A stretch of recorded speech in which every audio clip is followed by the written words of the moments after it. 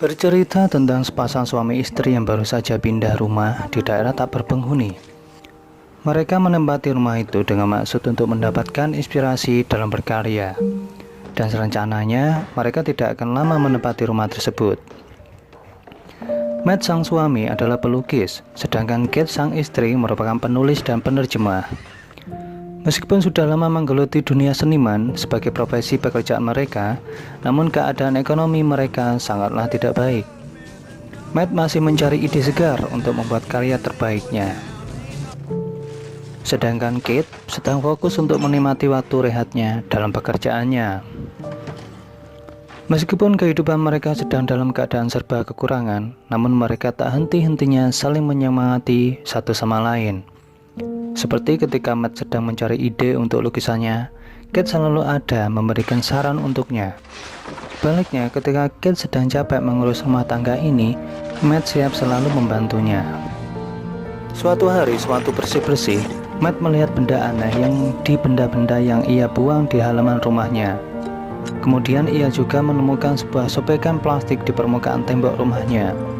Kemudian ia robek plastiknya dan kelihatan pintu di baliknya. Di pintu tersebut terdapat masukan kunci.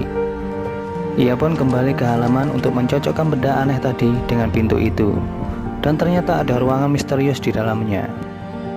Malam harinya, sewaktu Matt dan Kate sedang bermesraan di ruangan perapian, Matt mendengar sesuatu di rumahnya. Matt berpikir itu mungkin suara dari aliran listrik yang konslet. Kemudian dia memanggil petugas PLN setempat untuk mengecek kabel listriknya di pagi hari. Petugas PLN mengatakan bahwa ini adalah sesuatu yang pertama kali ia lihat, dan ia pun tidak bisa menanganinya. Petugas PLN tersebut menyinggung tentang alasan kenapa Matt berani membeli rumah itu. Matt pun menjawab bahwa apakah ada sesuatu sebelumnya di rumah ini. Lalu petugas PLN pun pergi meninggalkannya dengan meninggalkan penasaran terhadap diri Matt. Matt mencari tahu berita tentang sejarah rumah ini sebelumnya di website. Diberitakan bahwa pada tahun 1975 telah terjadi pembunuhan brutal di rumah itu. 2 orang tewas. Pelakunya sangat misterius, dikarenakan tidak ada satupun data ataupun jejak tentang pelakunya sebelumnya. Bahkan polisi pun memberikannya nama John Doe. Ia sekarang berada di rumah sakit jiwa. Matt melihat foto tersangka dengan seksama dan menuangkannya ke dalam gambar. Ia pun begadang malam itu. Setelah memberi selimut istrinya yang tertidur, kemudian ia masuk ke dalam ruangan misterius tadi. Sambil meminum bir, ia pun memijat lehernya. Kemudian lampu berkedip pelan. Namun setelah kedipan lampu tersebut, muncullah bir di dekatnya. Ia pun kaget melihat satu bir tambahan. Kemudian kegiatan itu pun berlanjut sampai keesokan harinya. Kate terbangun dan berjalan pelan melihat kedipan lampu berulang kali. Ia pun menemukan suaminya menatap barang-barang banyak di ruangan itu. Matt yang menyadari kehadiran Kate di sana menjelaskan dari mana semua barang ini berasal. Matt menjelaskan bahwa ketika kamu menginginkan sesuatu di ruangan ini, semuanya akan terkabul. Kate merasa bingung dengan penjelasan Matt. Matt meminta Kate untuk memikirkan sesuatu. Kate dengan santai ia memikirkan uang $1000.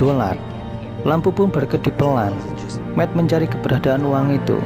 Ia temukan dan diberikan kepada Kate. Kate mengatakan bahwa ini adalah uangnya. Karena tidak percaya, Kate pun memikirkan uang $10.000.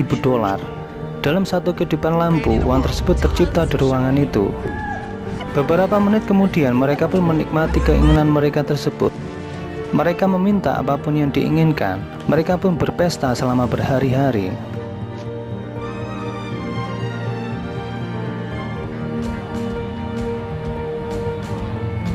Sampailah di mana hidup berada di titik kejenuhan. Kate sedang termenung di ayunan memikirkan hal yang dilakukan sebelumnya. Bahkan ketika keinginan kita terpenuhi, namun kenapa dirinya tidak bahagia? Matt mendengar curhatan istrinya tersebut. Lalu ia memberikan sebuah kejutan kepada istrinya. Ia giring istrinya menuju sebuah kamar. Di situ terdapat keranjang bayi beserta mainannya. Kate sangat bersedih dan tersinggung dengan kejutan Matt. Kate sudah banyak menderita karena 2 kali mengalami kegagalan dalam memiliki keturunan. Semuanya terlahir namun meninggal setelah dilahirkan. Namun Matt memberikan pengertian kepada Kate kalau mereka harus mencobanya kembali, karena menurut dokter mereka selalu ada kesempatan. Kate meminta waktu untuk sendiri menenangkan pikirannya dan Matt pun pergi entah kemana.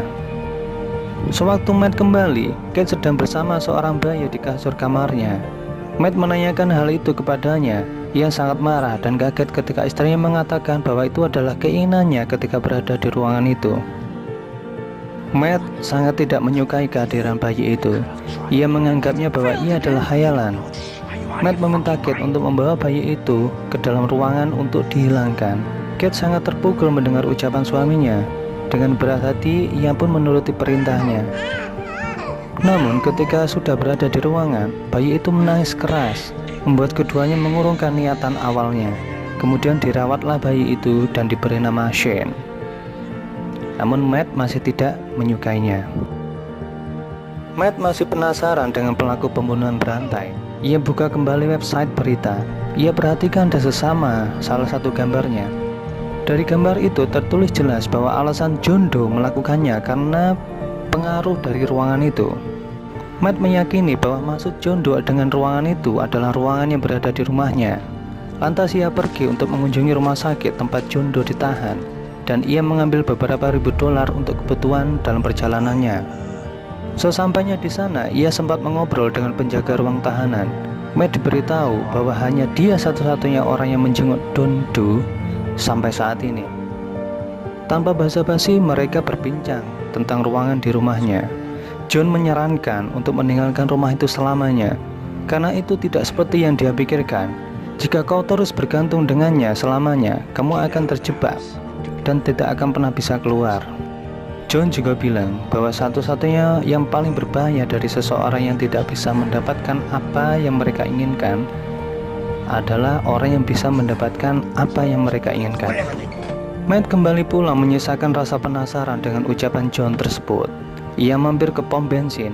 Ketika petugas meminta pembayaran, Matt merogoh uang yang dimasukkannya ke dalam kantong saku sebelumnya. Namun, ia hanya mendapatkan debu.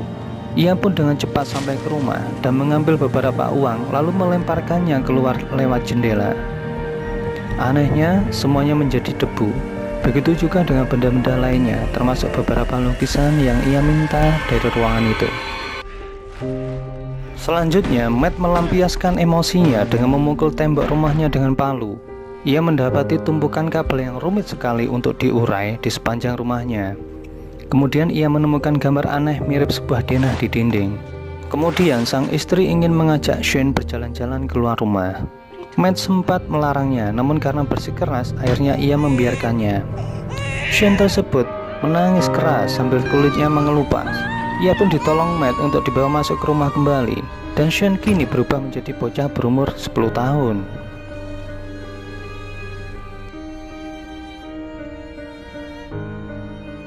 Matt menjelaskan tentang apa yang terjadi dengan Shane kepada Kate. Kate kini mengerti bahwa setiap benda yang mereka minta sebelumnya dari ruangan itu akan menjadi debu dan menghilang selamanya ketika keluar dari rumah mereka. Semenjak saat itu, anaknya diberi pengertian bahwa dunia luar sangatlah berbahaya, dikarenakan banyak bakteri yang akan membuat kulit kita melepuh. Namun, namanya juga anak-anak. Shane mengendap-endap untuk keluar rumah. Dengan sikap, Kate menarik tangan Shane dan memarahinya. Sejak saat itu, ia mengunci semua sudut dan menyegelnya dengan kayu pada semua pintu dan jendelanya. Shane sangat membenci ibunya tersebut. Hubungan Shane dan Kate kembali normal. Mereka berdua makan malam seperti biasa.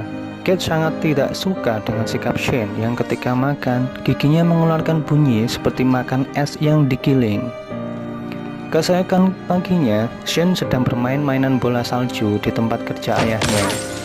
Ia tak sengaja menjatuhkannya tepat di lukisan ayahnya. Matt datang menghampirinya, namun ia berlari menghindari. Kemudian kedua orang tuanya bertengkar dan terdengar oleh Shane. Pada malam hari, Shane melakukan petualangan malam. Ia menelusuri ruangan dalam rumah dan menemukan ruangan ajaib itu.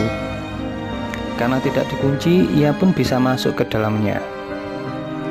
Lampu rumah berkedip lambat. Keesokan harinya, hal ajaib terjadi di ruangan tersebut. Shane membuat ruangan tersebut menjadi sebuah hutan pinus bersalju.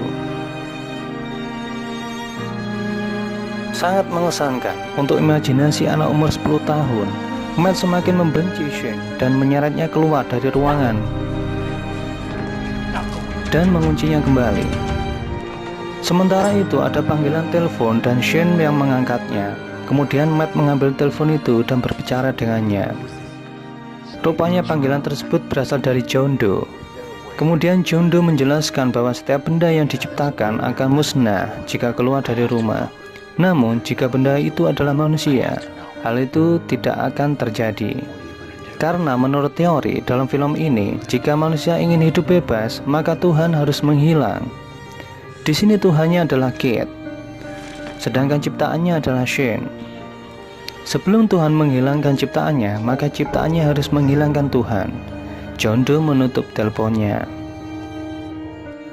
Matt mengobrol panjang dengan Shane tentang jati diri Shane yang asli. Ia menceritakan bahwa ia hanyalah khayalan ibunya. Semua pertanyaan Shane dijawab dengan lugas oleh Matt, termasuk alasan kenapa dia tidak diizinkan keluar oleh ibunya. Shane meresponnya dengan tangisan mendalam dan pergi meninggalkan Matt. Malam harinya, Matt dan Kate sedang bercinta di meja. Shane terbangun malam itu. Ia mengambil pistol ayahnya yang ditaruh dalam tas, dan ia mempelajari denah rumah dengan seksama. Lampu rumah berkedip cepat. Keesokan paginya, mereka mencari Shane yang tidak berada di kamarnya. Beberapa saat kemudian, mereka terkejut melihat tubuh Shane yang menjadi dewasa, sedang berayun-ayun membawa pistol di tangannya. Kate membujuk Shane untuk melepaskan pistol itu. Sementara Shane fokus pada ibunya, Matt menabrakkan tubuhnya ke arah Shane dan Kate ikut tertabrak. Ia pun tak sadarkan diri. Kate terbangun di sofa. Di sampingnya Matt menceritakan tentang Shane. Ia bilang bahwa Shane telah tiada karena tertembak oleh pistol miliknya dan mayatnya menjadi debu. Kate jiwanya tergoncang. Ia pun dibawa masuk Matt untuk menenangkan pikirannya sambil sarapan. Sementara itu, Matt terbangun dari pingsan di lantai. Ia bergegas mencari Kate dan Shane. Ia berusaha keluar dari rumah lewat ruangan yang dikunci. Karena tidak menemukan kunci, ia pun menghancurkan tembok di sebelahnya dengan palu. Sewaktu Kate dan Matt sarapan, Kate menyadari ada yang aneh dengan Matt. Kebiasaan makannya sama seperti Shane. Ia makan belepotan dan giginya mengeluarkan suara.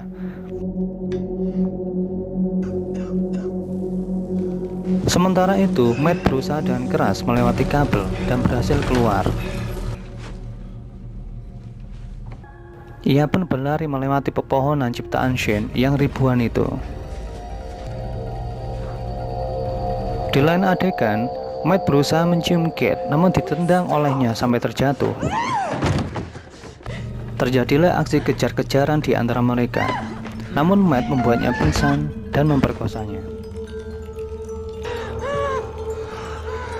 Matt datang tepat waktu. Ia masuk ke rumah ciptaan Shane.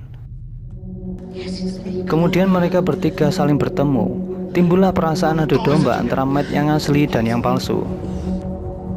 Namun Kate berhasil mengenali suaminya dengan baik. Shane pun menunjukkan wajah aslinya. Kemudian mereka kabur dan terjadilah kejar-kejaran di dalam rumah yang desainnya sangat berbeda dengan rumah aslinya. Lampu dalam rumah berkedip dengan cepat. Mereka pun berputar-putar di dalam rumah itu. Sampai akhirnya Matt memberikan ide kepada Kate untuk bisa keluar. Matt mengakalinya dengan tipuan yang sudah ia pelajari baru saja, dan ia pun berhasil menipu Shane dengan ilusi ciptaannya. Hal itu bisa diciptakan karena memang sebenarnya mereka bertiga masih berada di dalam ruangan itu. Setelah Kate dan Matt berhasil kabur dan berhasil menuju rumah aslinya, Shane sudah mendahului mereka. Lalu Shane berniat menghajar Matt dan mereka pun terdorong keluar rumah. Seketika, Kate mengunci pintu dan menahannya agar Shane tidak bisa masuk. Akibatnya kulit Shane menjadi mengelupas dan tubuhnya menjadi semakin menua. lalu mati tergeletak di atas rumput. Beberapa saat kemudian ia menghilang menjadi debu.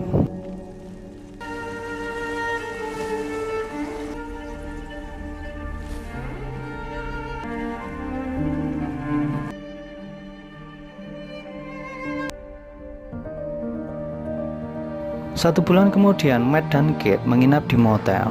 Terlihat Matt sedang berjalan membawakan seduhan kopi. Matt tidak bisa membuka pintu, sementara Kate duduk termenung melihat tes pack yang ia pegang positif. Kemudian lampu di sampingnya berkedip lambat.